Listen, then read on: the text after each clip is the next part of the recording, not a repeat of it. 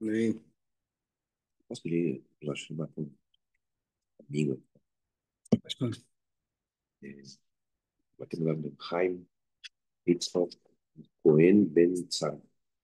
Peraí, pode lembrar. Vamos lá. Depois de um intervalo longo das festas e a minha gripe extensa também, Vai e volta. é,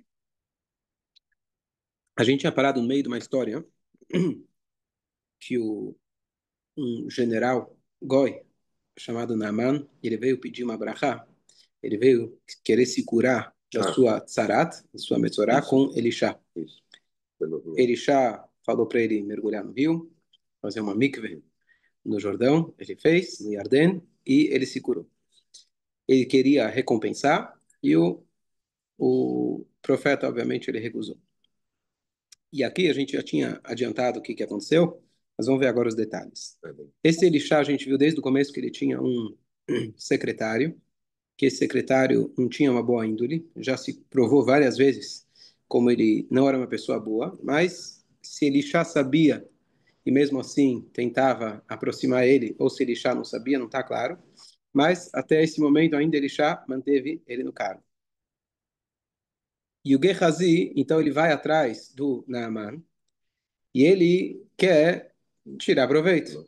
Se o meu mestre não quer dinheiro, eu quero. Eu não preciso dar, não preciso fazer de graça. É da equipe. Então ele corre atrás dele, ele corre atrás dele e ele tem uma boa, é um cara inteligente. Então ele fala o seguinte: o, dois estudantes acabaram de chegar para estudar com o meu mestre. Eles vieram, até falou o endereço de onde eles vieram, do Har Efraim. E o Elisha me pediu para eu vir aqui pedir para você dar para ele um kikar de prata. Kikar é o peso da prata, provavelmente algo bastante valioso. E, e duas mudas de roupa. Qual foi a, a perspicácia dele? Porque o profeta ele tinha dito, inclusive tinha jurado, que eu não quero pegar nada de você para sustentar os meus alunos. Então, o Namã não ia cair numa dessas. Mas o que o Gehazi falou? Não, não são os alunos que já estavam, são novos alunos. Novos alunos, você precisa de nova bolsa agora. As bolsas já cobriam meus alunos anteriores. Mas são novos alunos que aplicaram para a bolsa. E agora eu preciso de ajuda. O Naaman, ele por um lado ficou muito feliz, porque a melhor coisa, quando alguém te faz um favor, você conseguir retribuir esse favor. Mesmo não judeu, ele tinha essa, essa concepção, esse conceito. E não só isso, eu comentei, não lembro se foi nesse último shiur, mas quando alguém te oferece um agradecimento, às vezes é orgulho você não receber. Por quê? Porque às vezes quer que a pessoa continue devedora eternamente.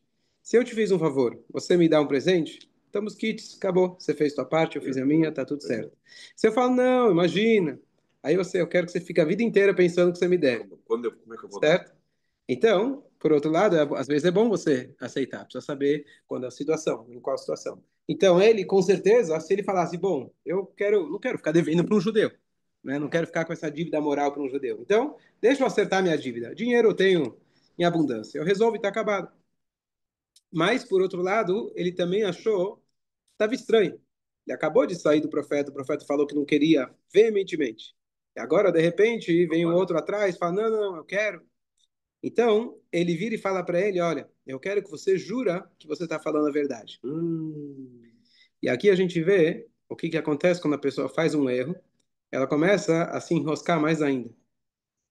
E quando você tenta sair, você precisa de uma mentira para poder encobrir a outra, e a outra para cobrir a outra, e aí você vai se enroscando e você não sai mais. Se você perguntasse para o Gehazi direto, você faria um juramento em falso? Posso até pegar um dinheiro que não me condiz, mas jurar em falso, todo mundo sabe que isso Já era uma mentira. é muito grave. Mas agora ia pegar mal se ele não jurasse. Ia ficar na cara que ele está mentindo. Então ele vai lá e jura. Então, já aqui uma lição grande para a gente, que uma verá pequena vai causando uma verá maior. Que você vai precisar encobrir ela com outra, encobrir ela com outra. Então, a verá agora é da verá. E aí, então, quando ele jura, então, Naaman levou a sério, ele fala, bom, então leva 2 kikar de prata. E o Gehazi, também muito esperto, fez corpo mole. Não, que isso, imagina. Ele só pediu um, só quero um. Mas ele sabia que o cara queria dar 2. Então ele fez, né, corpo mole, fez charme, como se fosse que ele só queria um, mas é claro que ele queria os 2. Então ele faz o charme e o general insiste. Ah, bom, já que você insiste, então ele, ele aceita. Mas o general ainda está na dúvida. E ele fala para ele: eu quero que 2 servos meus te acompanhem. Ele queria ver se realmente eles iam. Se ele vai entregar ou não vai entregar. E aí, o Gehazi, ele fala: agora eu não sei o que fazer. Então ele vai com eles, ele vai seguindo até a entrada da cidade. E ele vira para eles na entrada da cidade e fala: olha, aqui eu sei um lugar onde eu posso guardar esse tesouro, muito dinheiro. Não quero ficar andando com ele por aí. Eu vou guardar ele aqui com segurança e depois eu vou avisar o meu mestre que o dinheiro já está aqui com a gente. Então ele chega lá, ele fala: eu vou deixar aqui esse tesouro e agora vocês podem ir embora. Tá tranquilo, já foi entregue. Eles não acompanharam ele até a entrega no destino. Um erro deles, mas eles aceitaram. E, enquanto isso, o Gehazi, com os seus 3 filhos, importante lembrar disso, que o final da história vai lembrar dos 3 filhos, eles ajudam que assim que os caras vão embora, ele tira de lá e ele coloca na bolsa, na conta dele, no banco da Suíça, e resolveu o problema dele. Boa tarde. Estamos estudando aqui. E aí, o mestre, quando ele vê que o secretário tinha dado uma escapada, ele virou: onde você estava? Não, nada, fui tomar uma água. Mentira. Ele falou: não fui nada, lugar nenhum de especial. E ele vira e fala: você acha que você me engana? Eu tenho Ruach HaKodesh, eu sei exatamente o que você fez. E já que você fez algo tão grave, claro que ele sabia, ele era profeta. Puxa vida. Gostei do profeta, pegou dinheiro do. Já que você aceitou, você acabou de causar um Hilul Hashem, uma profanação do nome de Hashem. Se ele saísse daqui falando que o profeta curou ele e ainda não cobrou, é uma coisa. Agora você foi lá e cobrou. Então você já desmoralizou. Número 2, cobrar por esse tipo de serviço era algo comum naquela época, que era feito para os curandeiros, de idolatria. Então, de novo, vai dar a impressão que a gente faz a mesma coisa que os idólatras. Tem o Deus dos judeus, tem o Deus do sol e o Deus de cada religião. Então, eu falei que eu não ia aceitar nada e você foi atrás, então eu te dou uma clalá, uma maldição, que você vai pegar aquela tzará, aquela metzorá que ele tinha, você vai pegar e os seus 3 filhos e você nunca vai se curar dela. Uau! Lepra? Lepra, um tipo de lepra que tinha antigamente. Não tinha como se curar. Se curou entrando no. Foi a dica. Puxa vida. O profeta curou o general, só que o profeta não quis cobrar. O secretário do profeta foi lá e cobrou. Falou: não, não, ele está aceitando. Então agora ele recebe uma audição. E, essa passagem é uma passagem icônica. A gente lembrar de que, apesar de que o Gehazi merecia tudo que é maldição e etc., mas a frase que ele falou, que você vai ficar com isso para sempre, até o final da sua vida, foi forte demais. Porque sempre a gente tem que dar margem, um espaço, para que a pessoa faça chuva. E ele foi reprimido por isso, por Hashem, o profeta. Hashem, claro que julga eles com de uma maneira muito rígida, o Sadikim, mas porque você tem que lembrar que você sempre tem que deixar uma porta aberta para chuva. Então, apesar que ele tinha todo o direito, podia chamar que o histórico do Gehazi, etc., o que ele fez foi muito grave, Mas quando ele diz que você vai morrer com essa tzara, ele e os três filhos dele, que de fato aconteceu assim, então ele foi reprovado por isso.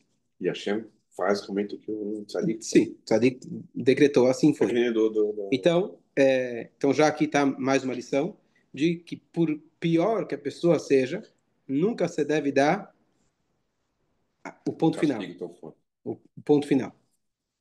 E esse é o exemplo que a gente tem, que o Talmud fala para gente, que a gente sempre deve deixar fazer quando você vai afastar alguém, você afasta ele com o braço esquerdo, não com os dois braços. E a Gemara usou o exemplo do Yeshu Anotzri, o JC, que a gente evita falar o nome, Sim. que a história dele foi que ele pediu várias vezes desculpa para o mestre dele e o mestre não aceitou. A gente contou a história recentemente. E da última vez que ele ia aceitar, mas ele fez um movimento com a mão, que o aluno entendeu que ele não ia aceitar, ele foi embora, ele fez idolatria. Então a gente sabe que quando você afasta alguém, se afasta com o braço esquerdo, mas você não afasta alguém com as duas mãos. Olha só. Olha quem apareceu, hein? Léo, pode mentir? Pode mentir? Eu não minto. Não vou mentir, eu gaguejo. Graças a Deus eu gaguejo. Eu odeio a mentira. Baruch atah Adonai Eloheinu melech haolam v'yasher v'esranu kol mishkan tzedakah v'yashba'anu l'kodesh v'chai baruch Uma boa Elohim. missão. Tá. E aí, senta aí. Esse esse castigo de Metzorá, que era um tipo de lepra que tinha antigamente, a gente conhece da Paraxá, que sempre está ligado com Lashon Hara. Mas não é só Lashon Hara. Metzorá vem da palavra motzira, aquele que tira ruim. Aquele que fala coisas ruins. Não necessariamente falar mal do outro. Mas se você usa a tua boca para coisas negativas, a consequência está ligada com isso. E esse Gehazi, como secretário do profeta, ele usou a boca dele, usou a posição dele, ele sendo como se fosse o porta-voz do tzadik, justamente para o contrário do que o tzadik precisava. Inclusive, quando vinha pessoas fazer fila para tentar serem admitidos na yeshiva do profeta, ele dispensava as pessoas.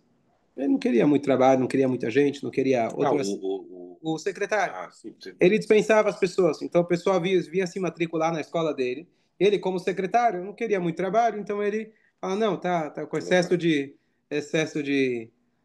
aluno, não tem vaga e etc. E muita gente acabou indo embora por causa dele. Ele várias vezes, a gente viu com a história daquela primeira mulher que veio pedir um milagre do filho que faleceu e etc. Ele traiu o seu mestre várias vezes. Como? Com a boca.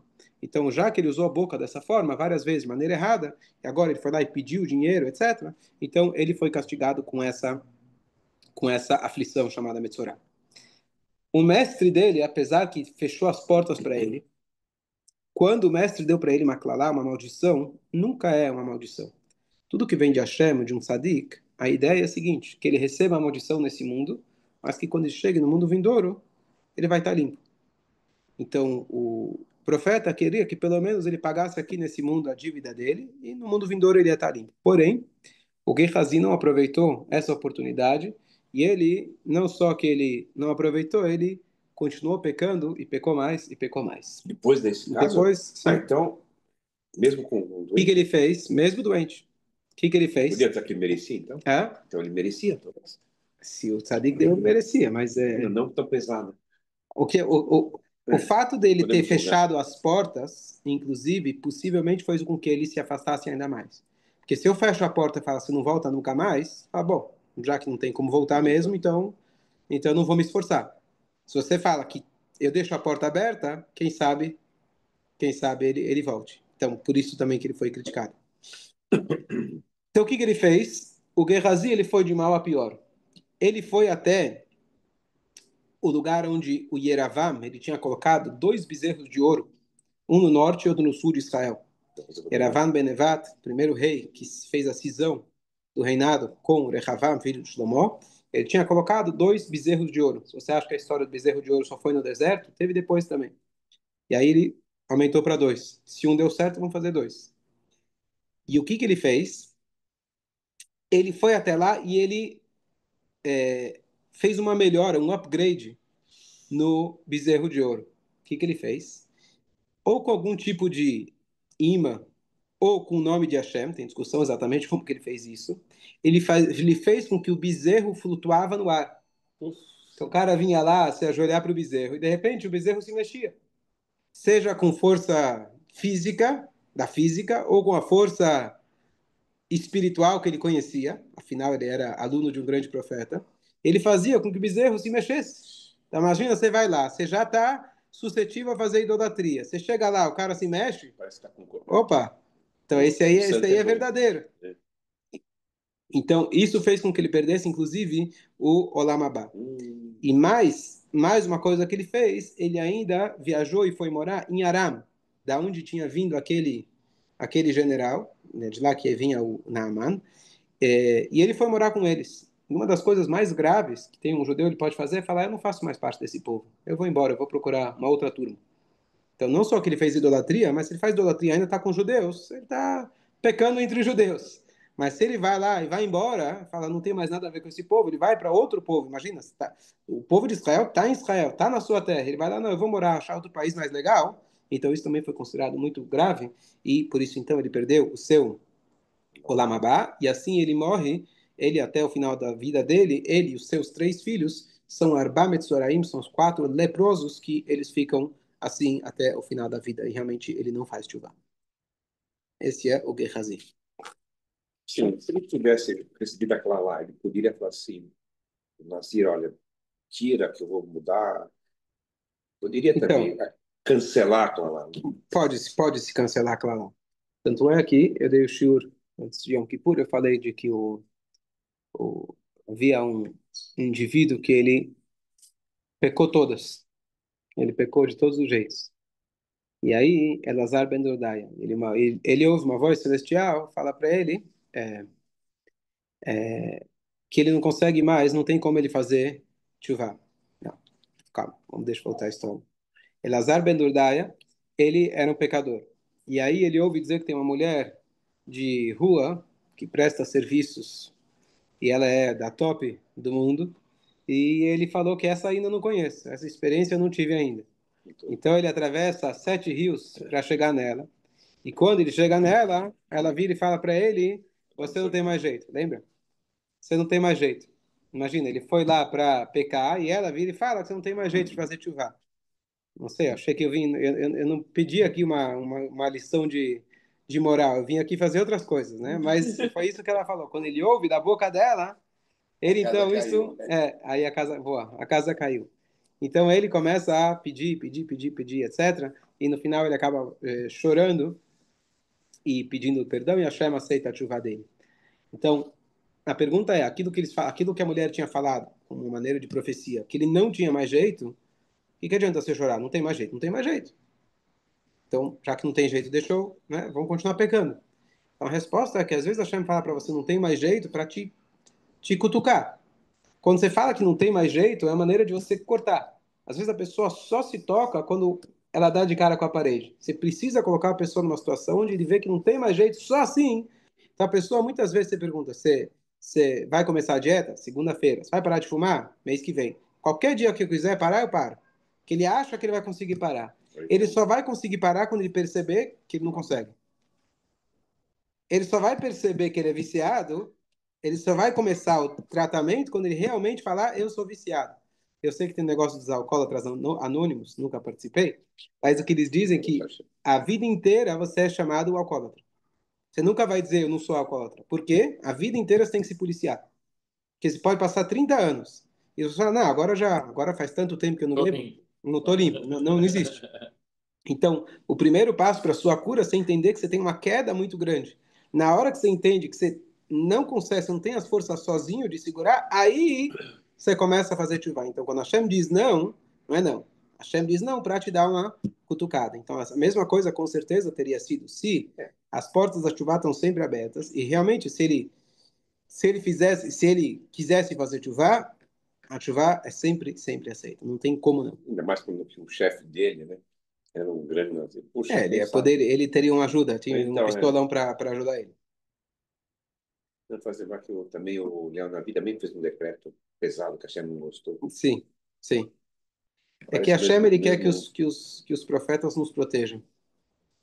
que eles falem bem da gente. Às vezes as pessoas pensam, não, eu sou, falando na minha posição de rabino, o meu papel aqui é criticar o povo, para aproximar o povo para Deus. Porque eu e Deus, ó, nós somos amigos, vocês aí é tudo ralé. O que Moshe Rabbeinu faz é sempre o contrário. Moshe Rabbeinu fala, eu e o povo estamos juntos. Deus, se precisar, a gente dá um tempo aí. Eu tô do lado do povo. outro lado. Então, os rabinos, professores, rebes, mestres, tzadikim, eles sempre têm que estar do lado do povo para proteger e falar bem do povo, e não fazer o papel de advogado de Deus.